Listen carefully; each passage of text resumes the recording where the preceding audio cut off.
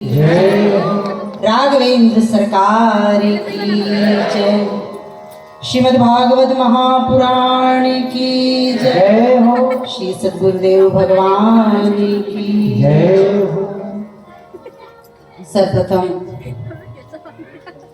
भगवान की वांग्मय स्वरूप श्रीमद् भागवत पुराण को नमन करते हुए व्यासपीठ पर विराजित हमारे परम पूज्य पंडित जी के चरणों को नमन करते हुए इस कथा सभागार में उपस्थित सभी माताओं को, भाइयों को, बच्चों को हृदय से राधे राधे। कथा श्रवण आप बड़ी अच्छी महाराज जी के मुख से कर ही रहे हैं। मेरे मन के जो दोषण भाव है वो आपके सामने प्रस्तुत करूंगी मैं। आपने शायद कल की या एक दिन पहले की कथा में सुना होगा कि भक्त प्रहलाद जब गुरुकुल से लौटे तो उनके पिता कौन थे? हिरण्यकश्यप। तो उन्होंने पूछा कि आपके गुरु से आपने जो सीखा है वो हमको बताइए। तब भक्त प्रहलाद ने कहा कि हमारे गुरु से हमने 9 प्रकार की भक्ति सीखी है। श्रवणम, कीर्तनम, विष्णु स्मरणम, पाद सेवनम, सख्यमाद निवेदनम। अर्थात प्रथम भक्ति क्या है? श्रवण करना, मतलब भगवान की कथा मन लगाकर सुनना। और भगवान की कथा में बार बार आने का उद्देश्य ही यही है कि हम श्रवण के द्वारा भगवान का जो रसामृत है वो हमारे हृदय तक पहुंच जाए। रामचरितमानस में गोस्वामी तुलसीदास जी ने जब भगवान वन गमन के समय वनवास पहुंचे और वाल्मीकि जी के आश्रम में पहुंचे हैं, तो वाल्मीकि जी से भगवान ने कहा कि प्रभु मुझे आप कुछ आदेश कीजिए। तब भगवान ने कहा, कथा तुम्हारी समुद्र समाना। भगवान की जो कथा है वह समुद्र के समान है। जैसे समुद्र में अथाह पानी है, समुद्र के पास पानी की कोई कमी नहीं है, जल की कोई कमी नहीं है, परंतु क्या कभी किसी समुद्र ने किसी नदी से मना किया कि नहीं नहीं मेरे पास बहुत पानी है और मुझे किसी जल की आवश्यकता नहीं है? ठीक उसी प्रकार भगवान की कथा का रसामृत भी ऐसा ही है कि जैसे समुद्र सभी नदियों को आत्मसात कर लेता है, वैसे जहां भी जिस भी रूप में जिस भी प्रकार से भगवान की कथा हमें श्रवण करने को मिले तो हमें वहां कानों के द्वारा उस रस को हमारे हृदय तक पहुंचाना है। उससे भगवान के चरण हमारे हृदय में स्थापित हो जाएंगे। और जब भगवान चरण रूप में हमारे हृदय में स्थापित होंगे तो जहाँ चरण होते हैं वहाँ पे भगवान को तो आना ही पड़ता है।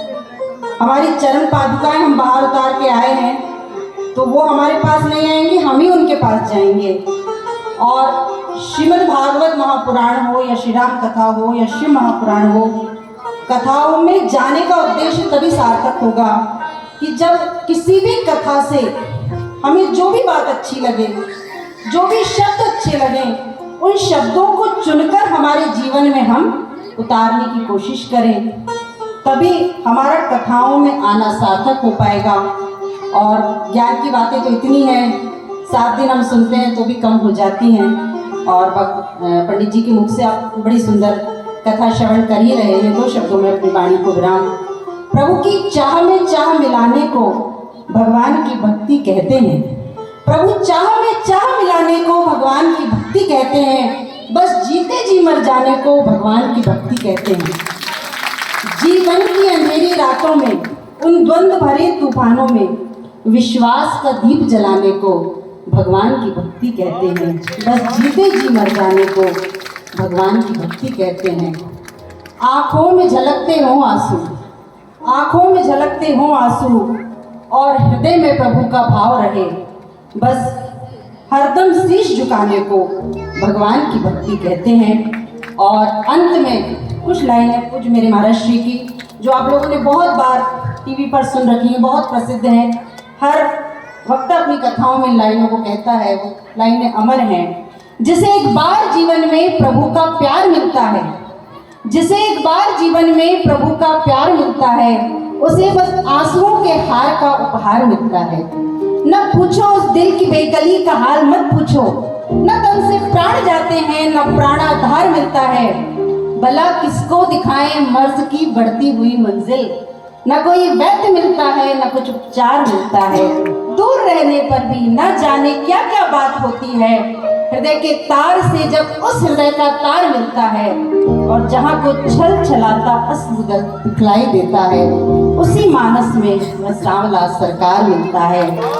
और घर घर में राम नाम की अलग जगाना है, सबको राम से जुड़ना है। और 500 साल की हमारी तपस्या पूर्ण होने जा रही है। रामलला घर घर में स्थापित होने जा रहे हैं। हमारे हृदय में हम भगवान के नाम की ज्योत जलाएं। इन्हीं शब्दों के साथ अपनी वाणी को भगवान के श्री चरणों में समर्पित करते हुए एक बार जयकारा राघवेंद्र सरकार के लिए। जय जय श्री राम, जय श्री राम, जय जय श्री राम। जय श्री राम।